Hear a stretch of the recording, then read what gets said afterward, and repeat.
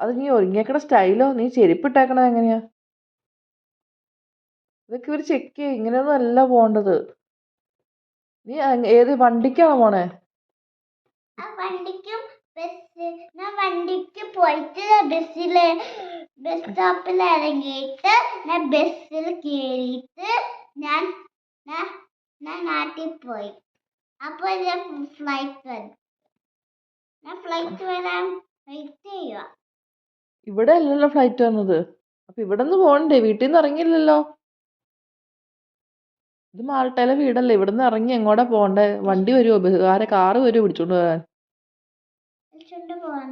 ആ, car book ചെയ്തോ? അതാരാ ബുക്ക് ചെയ്യണ? അപ്പൊ കാറ് വരണാലല്ലേ പോകാൻ പറ്റുള്ളൂ. കാറ് വന്നിട്ട് എവിടെ പോയി ഇറങ്ങും?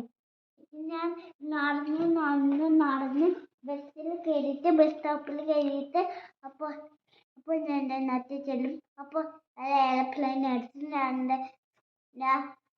ഞാൻ മേഘത്തിൽ ഞാൻ ഇങ്ങനെ പറന്നിട്ട് അപ്പോൾ ഞാൻ നാട്ടിൽ എത്തിയിട്ട് എയർപ്ലെയിൻ വീണ്ടും കയറിയിട്ട് അപ്പോൾ ഞാൻ നാട്ടിൽ ഇട്ടു. എന്നാ പൊക്കോ, ബായ്. അമ്മ എന്തുകൊണ്ടാ നീ ഇപ്പൊ വഴക്കിട്ട് പോണയാണോ? എന്താ റീസൺ? എന്താ അപ്പയാ റീസൺ? അപ്പ എന്താ നിന്നെ വഴക്ക് പറഞ്ഞോ? എന്തിന്?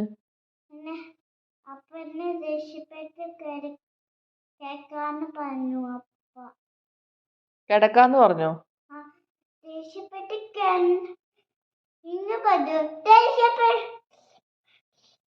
ഇങ്ങനെ പറഞ്ഞു അപ്പ കിടക്കന്നോട് കിടക്ക്. അപ്പൊ എനിക്ക് സങ്കടം വന്നപ്പോ ഞാൻ നാട്ടിൽ പോവാ. അതാണോ കാരണം? ഓ, പൈസയൊക്കെ ഉണ്ടോ? ചുമ്മാ ഇങ്ങനെ വളയൊക്കെ എടുത്തിട്ടെന്നും കരുതി അങ്ങ് പോയി കഴിഞ്ഞാ അവര് ചോദിക്കില്ല. അവിടെ ചെല്ലുമ്പോ പൈസ തരാൻ പറയും. അപ്പൊ ഏത് വീട്ടിൽ നിന്ന് ആരുടെ കൊച്ചാന്നൊക്കെ ചോദിക്കുമ്പോ എന്ത് പറയും?